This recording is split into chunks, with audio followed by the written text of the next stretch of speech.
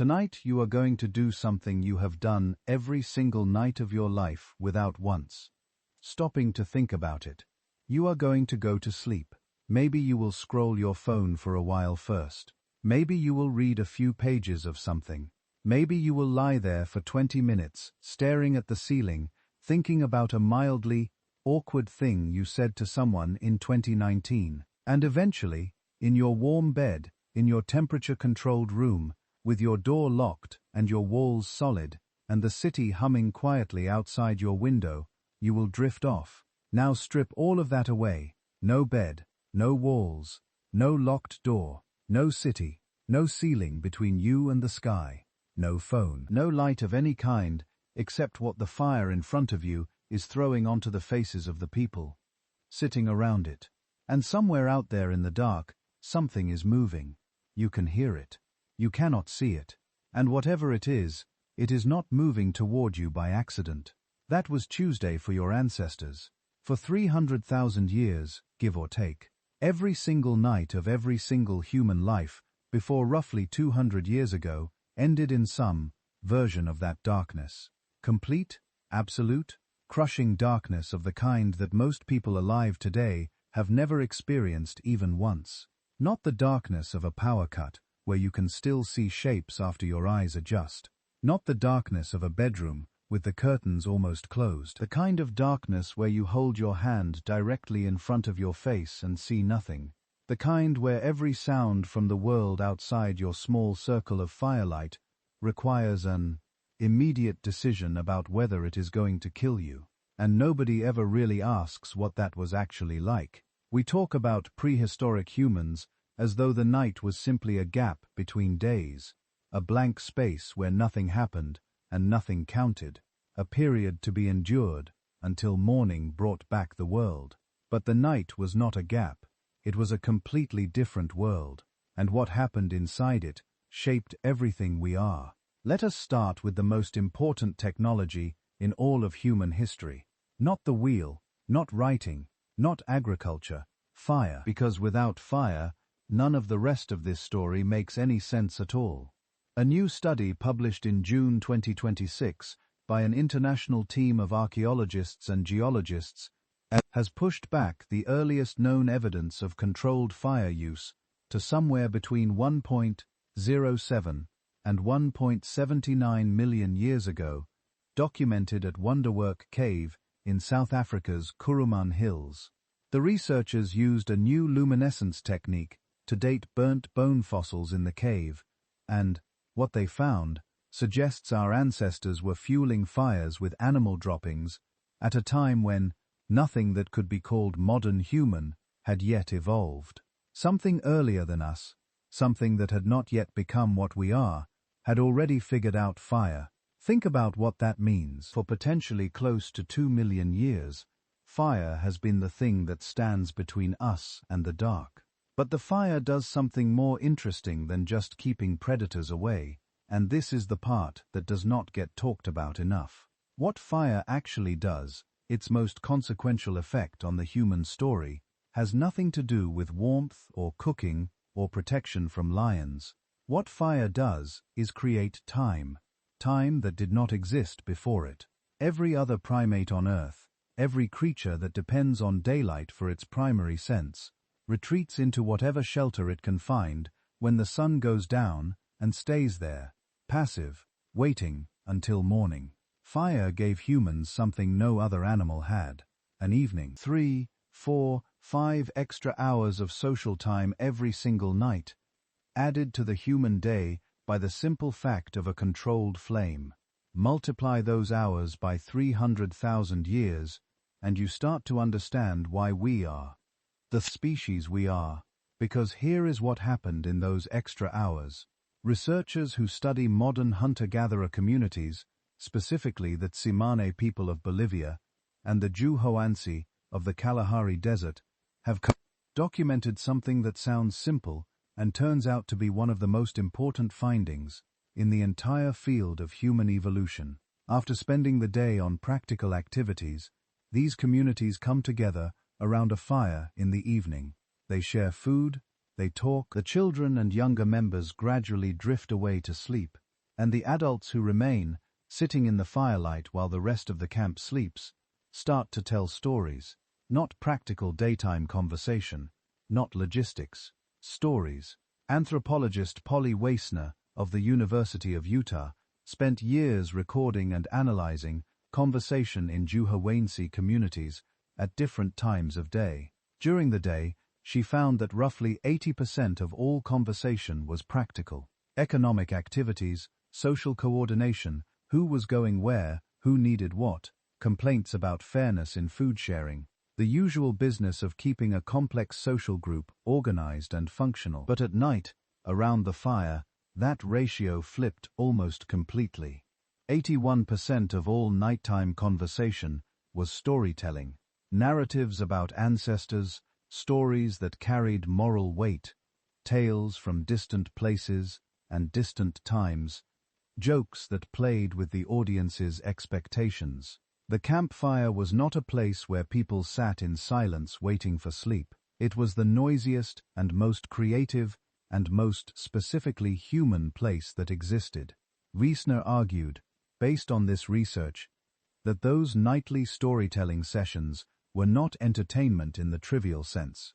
They were the mechanism by which human culture transmitted itself across time. Think about what a story does that a practical instruction does not. A story puts you inside another person's experience. It gives you access to emotions and situations and places you have never encountered directly. It lets you practice responses to things that have not happened to you yet. It lets you understand people who are not present, events that happened before you were born, possibilities that have not yet materialized.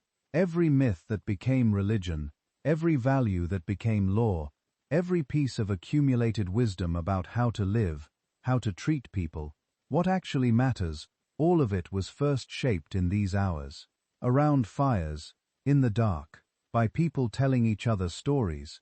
The campfire was the world's first cinema, and the storyteller was the screen. And what they were doing in those hours, those extra hours that fire purchased from the darkness, may have been the single most important thing humans ever did with their time. Now about sleep. Because this is where it gets genuinely strange, and this is the part that might actually change how you think about your own nights.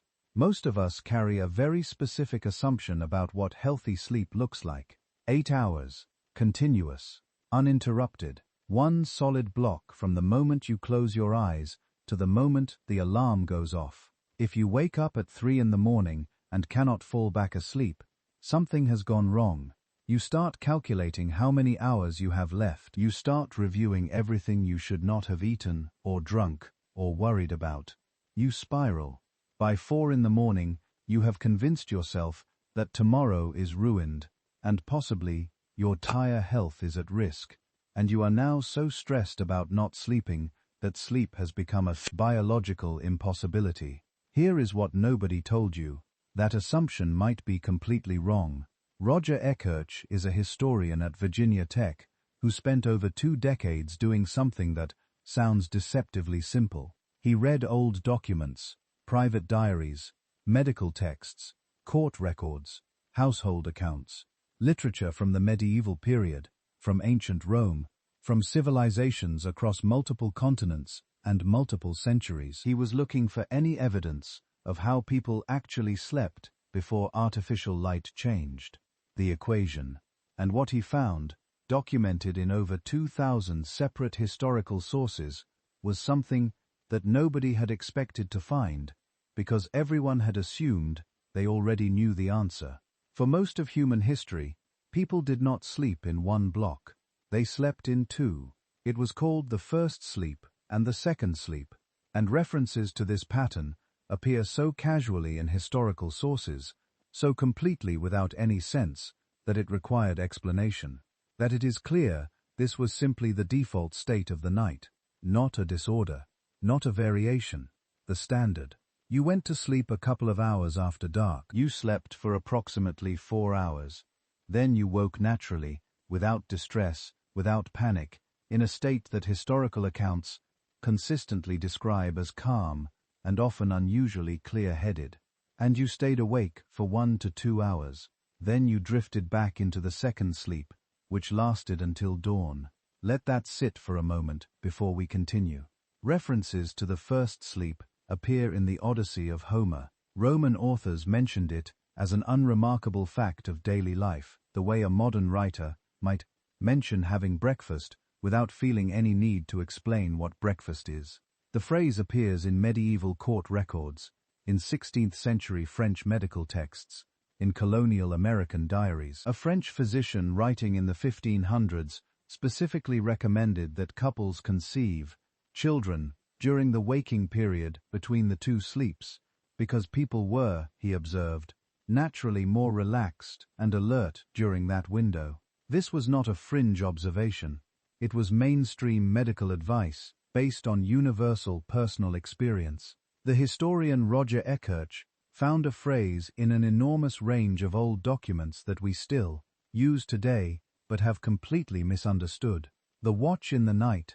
We assume it refers to guards keeping military watch, soldiers on a wall, and sometimes it does, but very often it simply means the period between the two sleeps, the waking interval in the time, when ordinary civilians all across the pre-industrial world were routinely, normally, and entirely unworriedly awake in the dark. What did people do during this interval? Everything. They prayed. They reflected on their dreams, which were taken with a seriousness that the modern world has largely abandoned. They tended the fire, adding wood to keep the heat alive through the cold hours. They talked to whoever was near them. Farmers checked on animals. Mothers nursed infants. And some people in towns and cities, in medieval Europe and earlier, simply walked through the streets and visited neighbors. Not strange behavior, not nocturnal eccentricity. Just people moving through the dark in the interval between their two sleeps, because that was what the night was for. Thomas Vere, a psychiatrist at the National Institute of Mental Health, confirmed the biological basis of this pattern in an experiment in the early 1990s. He took a group of volunteers and exposed them to 14 hours of darkness per night for a found, not 14 hours in bed, 14 hours without artificial light, mimicking the natural light conditions of the pre-industrial world. Within weeks, without any instruction or suggestion, every single participant had spontaneously shifted to a biphasic sleep pattern. First sleep of approximately 4 hours, then a waking interval of 1 to 2 hours, then a second sleep until dawn. And the hormonal profile during that waking interval was distinctive. Prolactin levels, a hormone associated with a calm meditative state, were measurably elevated. The people in the experiment described the interval not as frustrating wakefulness, but as a particular quality of consciousness that was genuinely pleasant, quiet, and clear, in a way that daytime thinking rarely achieves. The 8-hour consolidated sleep that modern medicine considers the healthy normal was not discovered to be the natural human pattern. It was created by artificial light. When gas lamps and then electric lights made it possible to extend the evening indefinitely, bedtime shifted later and later. The natural interval between the two sleeps collapsed inside a single longer block, and the ancient waking period, which had been so universal for so long that nobody had ever thought to mention it was happening, simply disappeared. Within a generation or two, people who woke in the middle of the night and could not immediately return to sleep were no longer experiencing their natural biological rhythm. They were experiencing a newly named medical condition, insomnia. So if you have ever woken at 3 in the morning, or 2, or 4, feeling unexpectedly calm and clear, your thoughts moving in ways they somehow do not move during the day, and you have lain there in the dark wondering what is wrong with you, there is an answer. Nothing is wrong with you. Your body is doing something it was built to do over hundreds of thousands of years. It is keeping the watch. It remembered the interval that the electric light took away, and the only reason it feels wrong is that the world around you has forgotten what it means. Now let us go further back, before the medieval period, before ancient Rome, before any civilization at all, back to the actual prehistoric night, to the people sleeping in Wonderwerk Cave 1,000,000 years ago, and what that night was physically like. The oldest known bed in the world was found at Border Cave in South Africa and dates to approximately 200,000 years ago. It was not a mattress, it was a carefully assembled platform of plant materials, grass, leaves, and specific botanical choices that researchers analyzing the preserved remains found striking. Beneath the sleeping surface, the ancient inhabitants had spread a layer of ash, not accidentally, not as a byproduct of nearby fires, deliberately, as a base layer under the sleeping area. Ash repels insects, ticks, mites, fleas, the parasites that bite sleeping humans and cause misery and disease. Someone 200,000 years ago looked at the ash from their fire, made a connection, tested it, confirmed it worked, and taught it to the people around them. This is pest control before the concept of pest control existed. This is chemistry before anyone knew what chemistry was. This is the scientific method operating in a prehistoric brain, applied to the problem of sleeping more comfortably in the dark. These were not people barely surviving the night. These were people engineering their rest, solving problems, sharing solutions, making their experience of the darkness measurably better through systematic observation and practical innovation. The sophistication is not in the technology, it is in the thinking. In colder climates, in the Ice Age Europe that our ancestors moved into tens of thousands of years ago, the challenge shifted from insects to cold so severe it could kill an unprotected person within hours. Temperatures in glacial period Europe during certain winters would be completely unmanageable by a person sleeping alone. The response was communal, sleeping in the most literal sense. Bodies pressed together in enclosed spaces, sharing heat the way a group of animals shares heat, because that is exactly what was happening. More bodies meant higher ambient temperature, meant survival. It was not social preference. It was thermal physics. And researchers studying the variation in sleep depth within groups have proposed something intriguing. The range of sleep depths that naturally exists between individuals, the fact that some people are naturally lighter sleepers and wake more easily, may have been specifically selected for in communal sleeping groups. A group where everyone slept deeply at the same time was a group that could be approached and attacked without warning. A group with a range of sleep depths had, in effect, rotating sentinels. Evolution is efficient like that. The night sky that ancient humans looked up at during their watch, during the interval between the two sleeps, was nothing like what you would see tonight from any city or suburb on Earth. Light pollution has made the full night sky essentially invisible to most of the human population for the first time in our species' history. Researchers who study dark sky conditions and take people from urban environments to genuinely dark locations report consistent responses that border on overwhelming. The density of visible stars in a truly dark sky, the brightness of the Milky Way, the sheer scale of what becomes visible when all artificial light is removed, does not match the mental image of the night sky that most people carry. It looks almost fabricated. Too many stars, too bright, too vast. Your ancestor saw that sky every clear night of their life, not as a novelty or a rare spectacle, as the ceiling of the world, as familiar as the ground. And they did not simply look at it, they read it. The earliest known narrative cave art in the world was found at Liang Karampuang in Indonesia, and dated in 2024 to at least 51,200 years ago.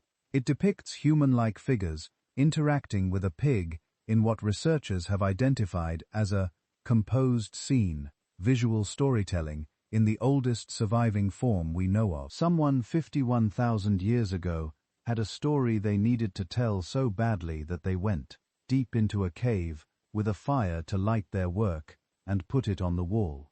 And the Lascaux cave paintings of southern France, created approximately 17,000 years ago and containing over 1,000 individual images of horses, bulls, deer, and other animals, have been analyzed by researchers at the University of Edinburgh, who found something extraordinary. The placement of the animals on the cave walls corresponds, when mapped against precise astronomical calculations, to specific star constellations in the night sky. The cave paintings are not simply a record of the animals that surrounded these people. They are a star map. Someone 17,000 years ago was tracking the movements of the sky with enough precision and care to encode that information into art that would survive on a stone wall for millennia. The night sky was a calendar. It told you when to expect the rains, when specific animals would migrate, when particular plants would be ready to harvest. It was a navigation system for the Polynesian peoples, who crossed thousands of miles of open Pacific in wooden outrigger canoes, using nothing but the positions of stars and the feel of ocean swells. It was a sacred text in virtually every ancient culture on Earth that priests and scholars spent lifetimes learning to read. The Maya built entire cities oriented to the movements of Venus. Mesopotamian scholar priests called the Biru dedicated themselves to reading the sky for information about when to plant, when to make war, when to make peace. These were not superstitions in the dismissive sense. They were serious attempts to find patterns in natural phenomena and use those patterns to make better decisions. The methodology was sometimes wrong. The instinct was pure science. And then there are the details that arrive almost as footnotes and turn out to be remarkable. Iron Age metalworkers in what is now Zimbabwe deliberately fired their forges at night, not because of tradition, because ambient daylight washes out the subtle color changes in heated metal that tell a skilled worker its exact temperature. Red heat means one thing, orange means another, yellow and white mean something different still. At night, those colors are precisely readable against the dark. The workers were using darkness itself as a precision instrument. The Viking longhouses of Scandinavia, sitting through winters where darkness lasted 18 to 20 hours, were lit with fish, oil and whale fat lamps that produced enough light to work and socialize and keep the community alive through months of near-permanent night. They did not surrender to the dark. They built tools to push back against it and kept living.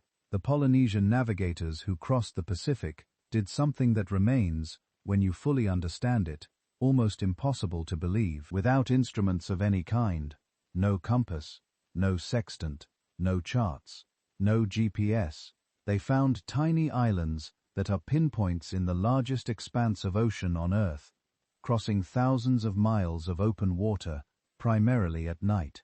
They had memorized the rising and setting positions of hundreds of individual stars for different seasons and different latitudes. They read ocean swells with their bodies, feeling the direction of ground swells that originate thousands of miles away. They tracked the behavior of birds, which fly toward land in the evening. They read cloud formations that tend to accumulate over islands. The night sky was not frightening to these people. It was a library, and they could read it fluently in a way that no modern navigator without instruments could match.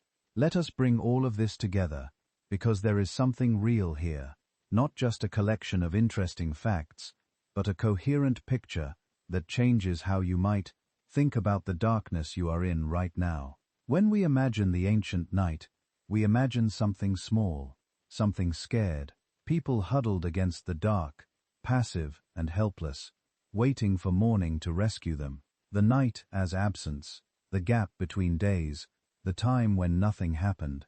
That picture is exactly backwards. The night was when culture was born. The storytelling that created every myth and religion and literature and law that any human civilization has ever produced happened at night, in the firelight, by people who had nothing else to do but be with each other and make meaning out of what they experienced. The biphasic sleep that the human body still defaults to when given the chance happened at night, with its strange middle hours of calm alertness that historical records describe as particularly good for reflection and prayer and the particular kind of thinking that does not happen easily in the busy daytime. The astronomical observation that became the first science, the star maps that became the first navigation systems, the cave paintings that are the oldest surviving stories, all of it happened in the dark, by people who had made the night their own, over hundreds of thousands of years. The night was full. It was a different world, governed by different rhythms, requiring different skills, yielding a different kind of knowledge, and we traded almost all of that away for electric light, which, to be absolutely clear, was a trade worth making. The modern world is better than the ancient one in almost every measurable way, but something specific was lost in the transaction. The collapse of the distinction between day and night, the disappearance of the darkness as a space with its own meaning and its own particular gifts. The forgetting of what the body does when left to its own rhythms in the dark. The campfire circle, where the stories were told. The two sleeps with the calm interval between them. The stars as a map and a calendar and a sacred text. The waking in the deep middle of the night, with thoughts moving in ways they do not move during the sighs, texts. The sense of being part of something larger than the immediate moment. These were not primitive superstitions or accidental behaviors. They were the structure of the ancient night, developed and refined over hundreds of thousands of years, shaped by human need and human ingenuity, into something that worked. And now it is very late. The fire in front of you has burned down to the coals that breathe orange in the darkness. The people around you have been quiet for a while now. The sounds of the night are simply the sounds of the world, familiar and not frightening, the background music of the place you have always lived. The stars are visible above the smoke of the dying fire, and they are doing what they always do, moving imperceptibly slowly in their ancient arc, the same stars that your ancestor watched from the entrance of Wonderwerk Cave 1,000,000 years ago, the same stars that the Polynesian navigator read from the prow of an outrigger canoe on the open Pacific, the same stars that the medieval farmer saw during the watch between the first and second sleep, lying quietly in the dark and thinking whatever needed to be thought in the particular stillness of the middle of the night. The second sleep is here now. Your body knows exactly what this moment is. It has known this moment every night for longer than memory reaches. Let the sounds of the camp, the breathing of the fire, the distant calls of whatever moves in the dark beyond the firelight, let them carry you down. The night is not something to survive. It has never been something to survive. It has always been something to inhabit. And you are, in the most ancient and specific sense, exactly where you belong. The dark is yours. But before the dark fully takes you, there is more to the ancient night than we have covered. Much more. Because the night that your ancestors inhabited was not simply about fire and sleep and stars. It was about medicine and music and the specific relationship between darkness and the human mind that produced some of the most sophisticated thinking our species has ever done. Let us go deeper. Consider what happened when someone got sick at night in the ancient world. There were no hospitals. There were no pharmacies. There were no doctors in the modern sense of that word.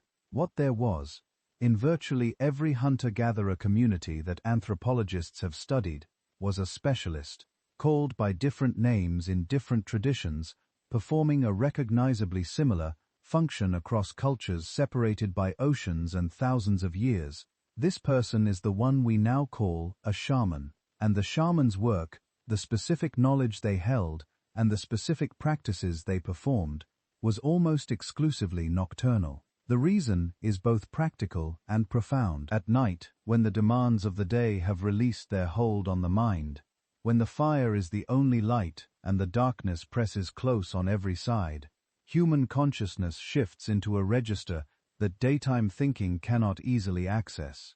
Modern neuroscience calls this the default mode network, the pattern of brain activity that emerges when the focused, task-directed attention of the frontal cortex relaxes and the associative, integrative functions of the deeper brain become more active. It is the same state that produces the insights that arrive unexpectedly in the shower, the solutions that appear complete in the middle of the night, the connections between seemingly unrelated things that daylight thinking cannot find. The ancients did not have the neuroscience to describe this shift, but they had thousands of years of accumulated observation that told them it was real, and that the dark hours were when it was most reliably accessible. The bone flutes found in caves in southern Germany, dating to approximately 40,000 years ago, and representing the oldest known musical instruments in the world, were almost certainly played at night. The acoustics of cave systems, which shamanic practitioners have used for ritual purposes across many cultures and many thousands of years of recorded practice, create a specific sonic environment that modern acoustic researchers have found genuinely unusual. Caves with the right geometry produce sounds that seem to come from everywhere and nowhere simultaneously, that pile up in the stone and reflect back in ways that can feel almost alive. Researchers studying the specific locations of cave paintings have found that they are disproportionately concentrated in areas of caves with the strongest acoustic properties, the places where sound behaves most strangely. The art and the music and the darkness and the altered states were not separate phenomena. They were different aspects of the same nocturnal practice. The Venus of Willendorf, a small figurine of a female form, carved from limestone and found in Austria, dates to approximately 30,000 years ago. Dozens of similar figures have been found across Europe and Asia, all female, all similarly proportioned, all small enough to be carried in a hand. Whatever these figures represented to the people who made them and carried them, they were personal objects, worn or held in close proximity to the body. They are most commonly interpreted as fertility objects, symbols of abundance and the continuation of life, but their small size, designed to be felt in the hand rather than seen from a distance, suggests they were objects for the dark as much as for the light. Objects whose meaning was accessed through touch, through the specific contact of skin with carved stone, in the hours when eyes were of limited use. The ancient relationship between night and healing extended beyond the shamanic traditions into the more systematic medical practices of later civilizations. In ancient Greece, the practice of temple sleep was a formalized medical procedure. Patients who came to the temples of Asclepius, the god of medicine, seeking cures for their ailments were prepared through fasting and ritual bathing, and then led into the inner sanctum of the temple, the abaton, where they slept on the floor, in the dark, surrounded by the sacred snakes that were the symbol of the healing god. In the night, the god was believed to appear to them in dreams and either heal them directly or tell them what treatment to seek. The cures recorded at the great healing temple of Epidaurus cover conditions from blindness to paralysis to infertility, and the record of successful treatments is extensive enough that researchers take it seriously as evidence that something genuinely therapeutic was happening, even if the mechanism was not divine visitation. The mechanism, from the perspective of modern medicine, is probably a combination of several factors.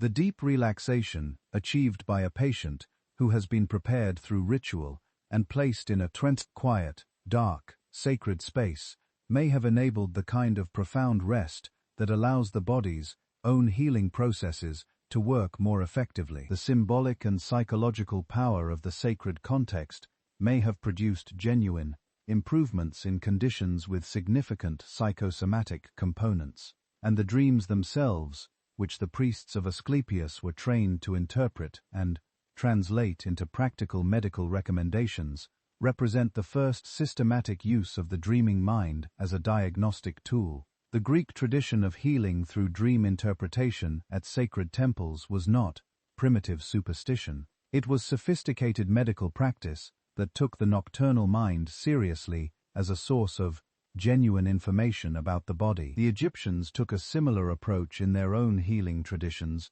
with temples dedicated to Serapis and other healing deities, where trained priests guided patients through rituals of darkness and sleep and dream interpretation. The Mesopotamian traditions documented in clay tablets describe elaborate rituals for healing performed specifically at night, under specific planetary configurations, using the positions of the visible planets as timing guides for different phases of treatment. In every case, the night was not simply the time when medicine was practiced because it happened to be when people got sick. The night was understood as the specifically correct time for certain kinds of healing, because the nocturnal mind had access to knowledge and states that the daytime mind could not reach. Now let us spend some time with the specific quality of thinking that the dark produces, because this is something that the modern world has not simply changed, but has actively worked against, in ways that have consequences worth understanding. The philosopher and emperor Marcus Aurelius wrote his Meditations, the most personal and searching philosophical text to survive from the ancient world, in the middle of the night. The entries have a quality of honesty and self-examination that his official writings lack. A willingness to say things about himself and about the nature of human experience that the daylight hours, with their demands and their audiences and their political calculations, did not permit. He was using the watch, the ancient waking interval between the two sleeps, exactly as it had always been used, as time for the thinking that could not happen during the day. Descartes, writing his Meditations on First Philosophy in 1641, the foundational text of modern Western philosophy, wrote specifically that he was writing them during his winter nights, in the warmth of his stove-heated room, deliberately withdrawing from the daytime world to think thoughts that required the particular quality of attention the night provided.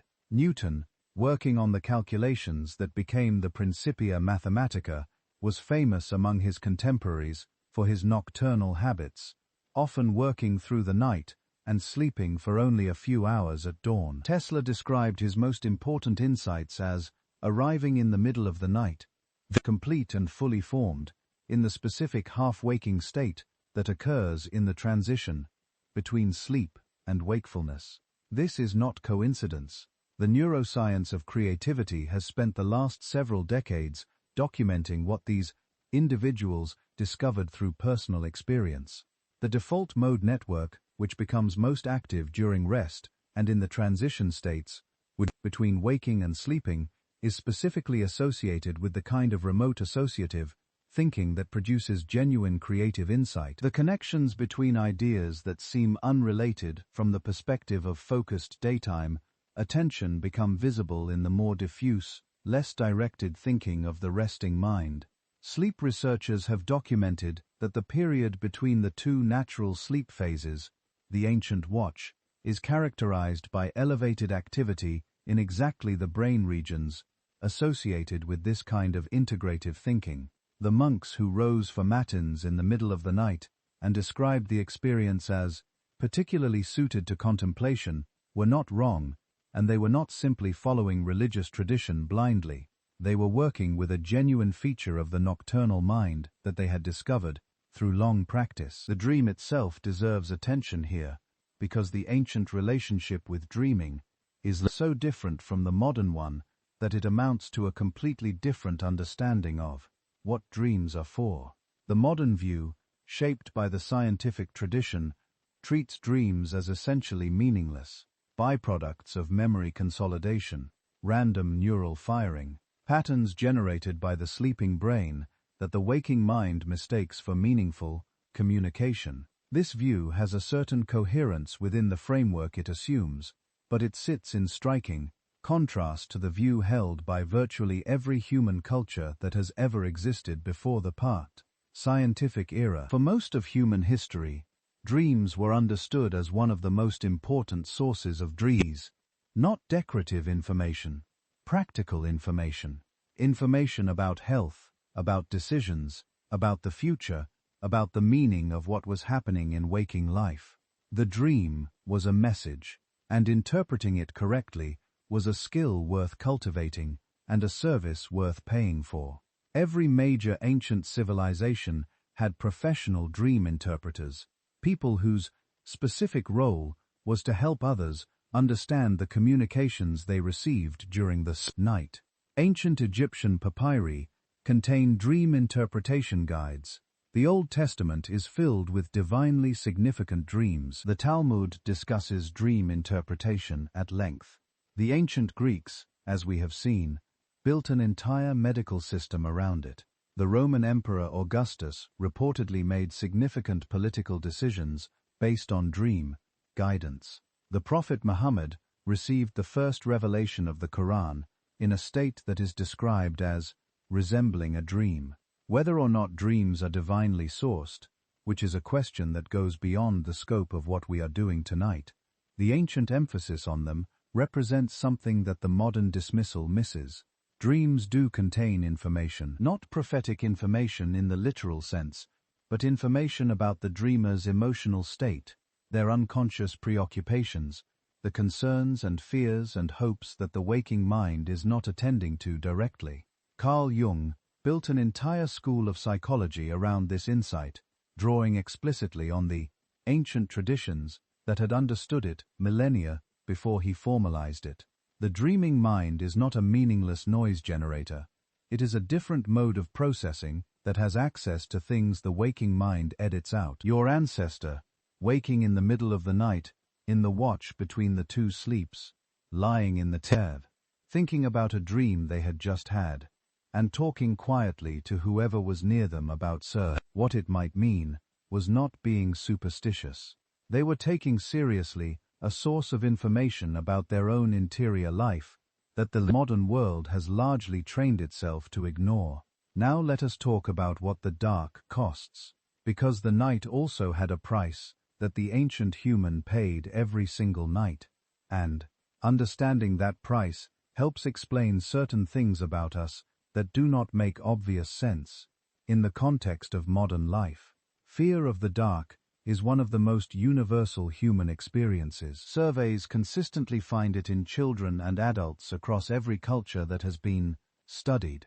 It is more common than any specific phobia and more persistent than almost any other fear. And from the perspective of evolutionary biology, it makes complete sense. For the overwhelming majority of human evolutionary history, darkness was genuinely, specifically dangerous in ways that it is no longer dangerous for most people alive today. The creatures that wanted to eat you were most active in the dark. The risks of moving through an unfamiliar landscape were dramatically higher at night. The social protections that daylight provided, the ability to see threats coming, to read the expressions of the people around you, to navigate the physical world with confidence, were all removed when the sun went down.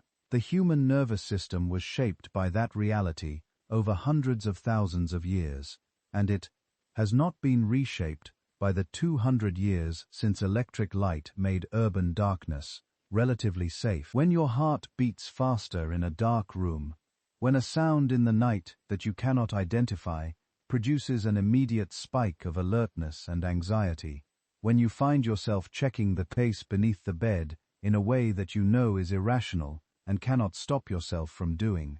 Anyway, you are experiencing a fear response that was calibrated for conditions that no longer exist. The specific acoustic and visual signatures that the ancient nervous system was trained to treat as danger signals are still triggering the ancient alarm system in a world where the alarm is almost never warranted.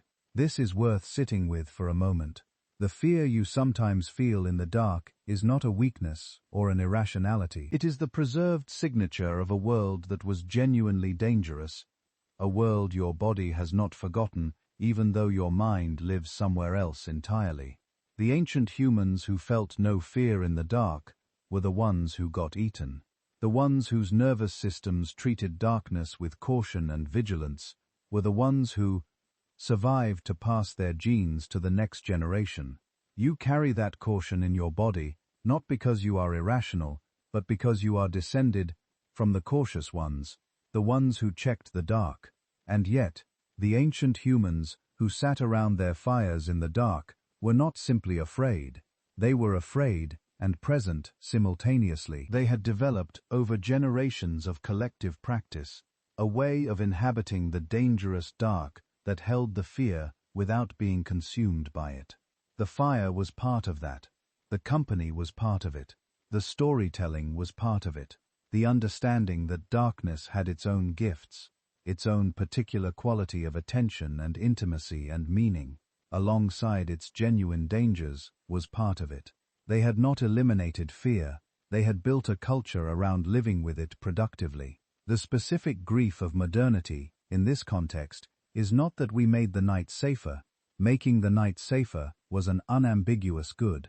It is that in making it safer, we also made it smaller. The electric light that eliminated the danger also eliminated the particular quality of attention that darkness produced. The phone screen that fills the watch between the two sleeps eliminates the calm meditative endeavor that the ancient biology still tries to create. The white noise machine that covers the sounds of the night eliminates the particular acuity of hearing that darkness naturally develops. We have made the night comfortable and in the process made it less. We have taken what was once a different world, with its own geography and its own knowledge and its own specific gifts, and turned it into simply the continuation of the day, darker and quieter, but essentially the same. Another surface to be covered with light and content and activity until the body finally insists on rest. There is no going back to the ancient night. The world that produced it no longer exists, but there is something in understanding what it was, what it contained, what it gave to the people who inhabited it and who shaped everything that came after, that changes the quality of the dark you are in right now. This darkness, your specific darkness tonight, has a history. Every ancestor you have ever had lay in some version of it. Every story that shaped every culture that produced the world you live in was first told inside it. Every insight that changed the course of human understanding arrived in some version of the what you are in right now, the quiet hours when the body is at rest and the mind is running on different fuel. The fire is very low. The coals are breathing in the dark, orange and slow, the oldest rhythm of the human night. The camp is quiet around you. The stars are there above the smoke if you look up. The same stars that mapped the Pacific crossing, the same stars that anchored the Maya calendar, the same stars that your ancestor watched from the mouth of Wonderwerk Cave 1,000,000 years ago, while the fire kept the darkness at a respectful distance. The ancient night was full. It held everything, stories and fear, and healing, and music, and the particular quality of thought that only arrives when the daylight finally relents. It held the watch between the sleeps and the dreaming that followed, and the slow return of the why. Birds as dawn approached across the eastern horizon. It held the fire and the people around it, and the darkness beyond them, and the stars beyond that, and the particular human courage of sitting in the middle of all of it, afraid and awake and present, making meaning out of the dark. Let the dark have you now, not as something to resist or fill or hurry through, as the ancient gift it always was. Your body knows this territory. It was born knowing it. The second sleep is coming, with the patience it has always had, the patience of something that has been arriving every night for longer than memory reaches. Let your breathing slow to the rhythm of the coals. Let the sounds of the night become simply the sounds of the world going about its business as it always has. Let the weight of everything the day asked of you settle away from your shoulders, from your jaw, from behind your eyes, from the space between your shoulder blades where tension lives when you are tired and trying not to show it. The night has always been yours. It was yours before you were born, before your parents were born, before anyone you could name was born. It has been waiting for you every night of your life with the same patience it is waiting with right now. You do not have to earn it, or deserve it, or do anything at all to receive it. You just have to let the fire burn low, and the dark come close, and the second sleep carry you down. It is very quiet now, the ancient quiet of the night between the two sleeps, the watch coming to its end. Whatever you needed to think tonight, you have thought it. Whatever you needed to feel, you have felt it.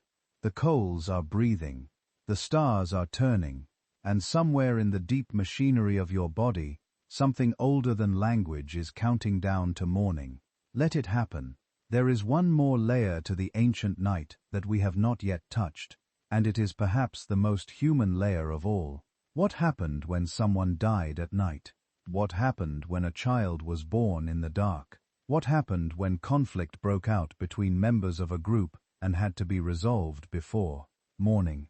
The night was not only the time for stories and sleep and stargazing, it was the time when the most intense and most irreducible human experiences arrived, often without warning, and had to be met with whatever resources the group had available. Death in the ancient world was far more present than it is in the modern one.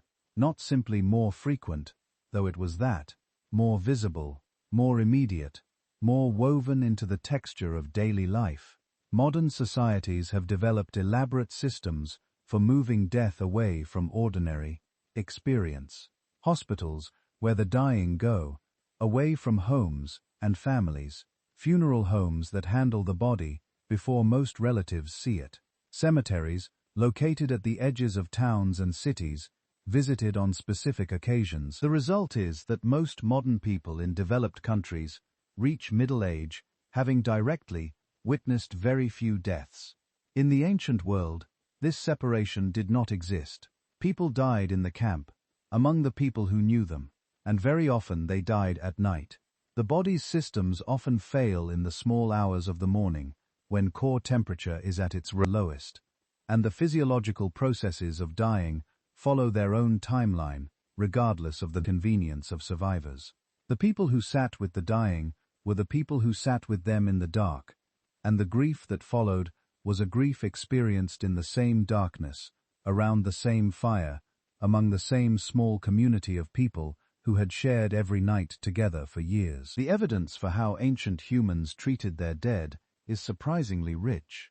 Deliberate burial with grave goods, objects placed with the body that the community considered important enough to send with the deceased, is documented at sites going back at least 100,000 years. At Wonderwerk Cave in Iraq, a Neanderthal burial site dating to approximately 65,000 years ago, researchers found pollen from multiple species of wildflowers concentrated around the burial, suggesting that flowers were placed with the body before it was covered. This is disputed. Some researchers attribute the pollen to other causes, but the broader pattern of careful, intentional burial across multiple ancient sites is not disputed. People took care of their dead with a deliberateness that implies emotional investment, a sense that the dead deserved something from the living, that the passage from life required acknowledgement and ceremony. The ceremonies themselves almost certainly happened at night. Fire was required for any ceremony that extended beyond daylight hours, and the most significant social rituals of hunter-gatherer communities, the ones that involved the entire group and marked the most important transitions, were typically the ones held in the firelight after dark. The anthropological record of contemporary hunter-gatherer societies consistently documents that the most intense social ceremonies, the ones involving trance states, collective grief, healing rituals, and the marking of major life transitions like birth and death and the passage from childhood to adulthood, happen at night, in firelight, with music and movement and storytelling that can last until dawn. The birth of a child at night, which was common for the same biological reasons that death tends to cluster in the dark hours, was itself a ceremony of the night. The people who assisted were the women of the community, gathered around the fire, using whatever light it provided to do work that required skill and attention, and the accumulated knowledge of many previous births. A successful birth in the ancient world was not guaranteed. Infant mortality rates that modern parents can barely imagine were the baseline reality, and the women who attended births were doing something that combined practical medical assistance with the kind of focused collective intention that the group was capable of, generating in its most serious moments. The child who survived the night and entered the world with the fire burning and the community gathered was entering a world that would never entirely separate itself from the darkness. The fire that had lit the birth was the same fire that would light the storytelling of their childhood, and the ceremonies of their adulthood, and eventually the watch beside their own deathbed. The night was not an interval between the days of a life. It was half of a life, and for most of human history, it was the half in which the most important things happened. Conflict resolution was another specifically nocturnal activity, not by design, but by necessity. In a group of 15 or 20 people moving through a landscape together, conflict was inevitable. Resources were sometimes scarce. Personalities clashed. Sexual jealousy arose. Perceived unfairness in the distribution of food generated resentment. The egalitarian ethos that hunter-gatherer communities maintained as a survival strategy did not eliminate conflict. It created mechanisms for addressing it before it became destructive. The most important of those mechanisms was talk.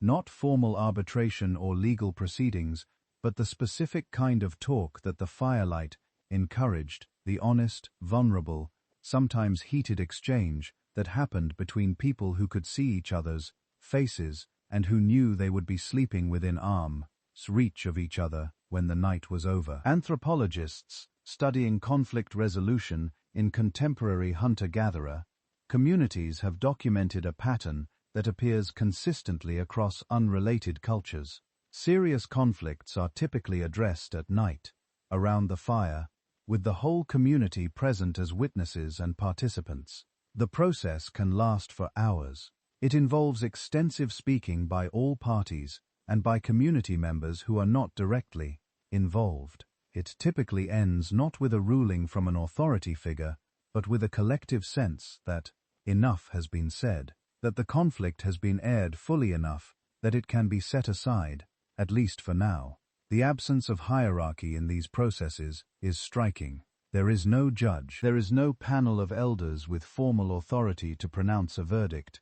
What there is the group, sitting in the dark, talking until the fire burns low and the night reaches its deepest hour, and there is nothing left to say, and then sleeping together, all of them, in the same space, because the night offered no alternative, and because the alternative, fragmenting the group, was more dangerous than the conflict that had brought them to the fire. This model of conflict resolution is not primitive. It is in many ways more sophisticated than the adversarial systems that more complex societies have developed, precisely because it requires genuine engagement from everyone rather than performance for an authority. The night, with its particular quality of honesty, with the way firelight strips away the social performances of the day and leaves people more nakedly themselves than they are in the public hours, was the right environment for this kind of talk. Ancient peoples knew this intuitively. They built their most important social processes around the specific quality of attention that the dark produced. Let us now turn to something that the ancient night produced, which has shaped the modern world in ways almost nobody recognizes. The great intellectual and spiritual traditions of human civilization were overwhelmingly nocturnal in their origins and in their most important practices. The tradition of monastic Christianity, which preserved the accumulated knowledge of the ancient world through the collapse of Rome and into the medieval period, was structured entirely around a cycle of prayer that divided the night into multiple distinct periods.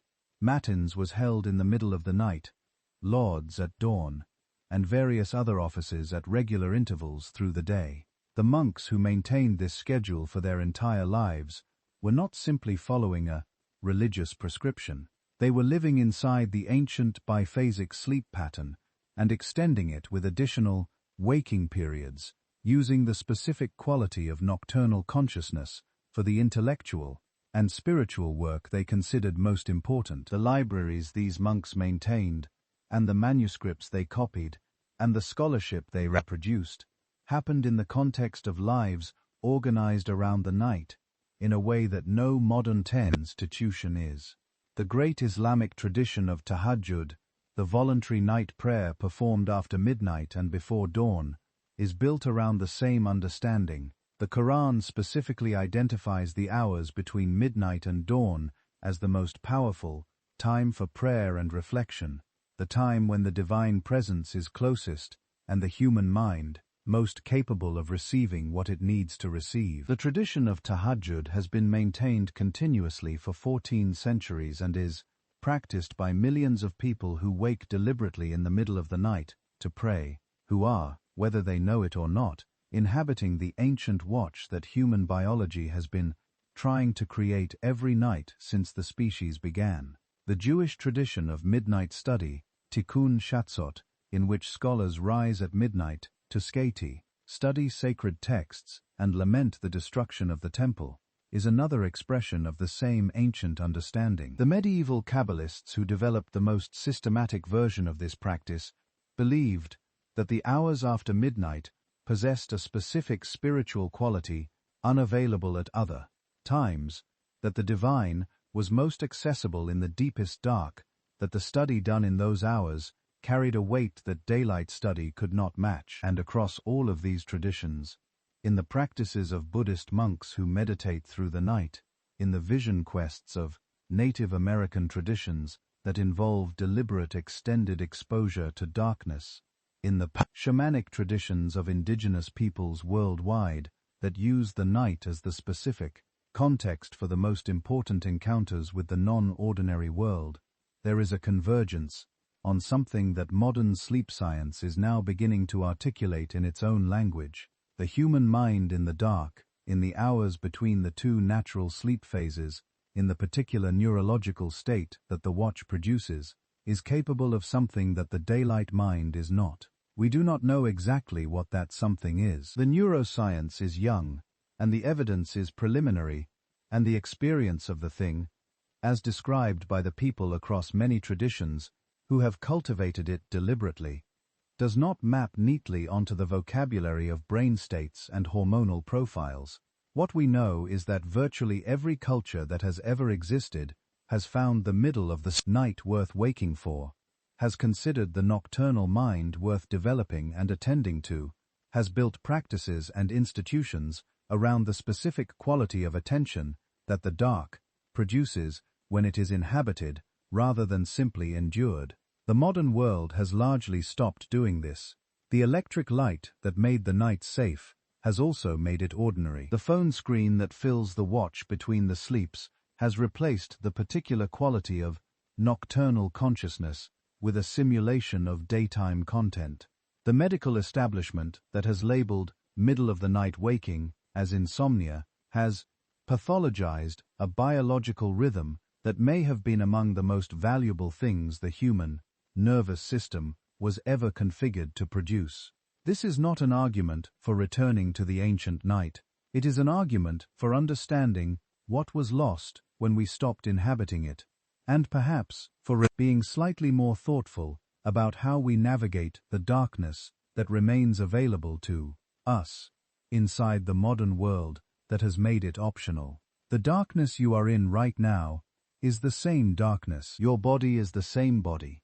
The biology that generates the watch, that tries to create the calm interval between the two sleeps, that makes the middle-of-the-night mind different from the daytime mind, is operating right now exactly as it always has. The question is only whether you receive what it is offering or reach immediately for the light. There is one final piece of the ancient night that we have not yet touched, and it might be the most important one, not because it is the most dramatic or the most surprising, but because it is the most intimate, and intimacy is what the dark produces most reliably. In a camp of 15 or 20 people, sleeping within arm's reach of each other, waking together in the watch and lying quietly in the dark before the second sleep, the specific closeness that the night produced was a closeness that no modern life reliably provides. You knew the sounds of your companions sleeping. You knew who moved in their sleep and who was still. You knew the specific rhythm of the breathing of the people you loved. You had lain awake in the dark beside them more nights than you could count, in the silence that does not require filling, in the particular intimacy of two people who have run out of things to say and found that they do not need to say anything. The anthropologist Helen Fisher who has studied romantic attachment across cultures and evolutionary time, has argued that the conditions under which pair bonding and deep social attachment most reliably form are conditions of close physical proximity over extended time, of shared risk and shared vulnerability, of the kind of mutual reliance that makes each person's well-being genuinely dependent on the others. The ancient night provided all of these things simultaneously, every night, for everyone, not as a romantic interlude or a special occasion, but as the simple structure of daily life. The closeness that modern people work very hard to create in relationships, the specific quality of being truly known by another person, was the default condition of the ancient night. It is an argument for understanding what was lost when we stopped inhabiting it, and perhaps for being slightly more thoughtful about how we navigate the darkness that remains available to us inside the modern world that has made it optional. The darkness you are in right now is the same darkness. Your body is the same body. The biology that generates the watch, that tries to create the calm interval between the two sleeps, that makes the middle of the night mind different from the daytime mind, is operating right now exactly as it always has. The question is only whether you receive what it is offering, or reach immediately for the light. There is one final piece of the ancient night that we have not yet touched, and it might be the most important one, not because it is the most dramatic or the most surprising, but because it is the most intimate, and intimacy is what the dark produces most reliably. In a camp of 15 or 20 people, sleeping within arm's reach of each other, waking together in the watch, and lying quietly in the dark before the second sleep, the specific closeness that the night produced was a closeness that no modern life reliably provides. You knew the sounds of your companions sleeping. You knew who moved in their sleep and who was still. You knew the specific rhythm of the breathing of the people you loved. You had lain awake in the dark beside them more nights than you could count, in the silence that does not require filling, in the particular intimacy of two people who have run out of things to say and found that they do not need to say anything. The anthropologist Helen Fisher, who has studied romantic attachment across cultures and evolutionary time, has argued that the conditions under which pair bonding and deep social attachment most reliably form are conditions of close physical proximity over extended time, of shared risk and shared vulnerability, of the kind of mutual reliance that makes each person's well-being genuinely dependent on the others. The ancient night provided all of these things simultaneously, every night, for everyone, not as a romantic interlude or a special occasion, but as the simple structure of daily life. The closeness that modern people work very hard to create in relationships, the specific quality of being truly known by another person, was the default condition of the ancient night. This is perhaps what the electric light took that is hardest to name and hardest to recover, not the biphasic sleep, which can be approximated with behavioral changes, not the star visibility, which can be recovered by traveling to dark sky locations, not even the storytelling, which continues in different forms. What is hardest to recover is the specific quality of attention that the shared dark produces. The way that lying in the dark beside another person, without screens and without performance, and without the option of retreating into individual entertainment, creates a closeness that daylight keeps at a manageable distance. The ancient night was, among other things, the time when people could not be alone, not simply physically, though they were rarely physically alone, but inwardly, in the sense that the darkness stripped away the performances and the distractions, and left only the person, present with whoever else was present, in the dark that held them all equally. There was a democracy in it. The darkness made no distinction between the skilled hunter and the weaker one, between the elder and the child, between the person with status and the person without it. In the dark, you were simply a body that needed warmth and company and sleep, like every other body around you. And now the night is fully itself. The fire has burned to its lowest, just the breathing coals. The camp is still. The second sleep has come for most of the people around you.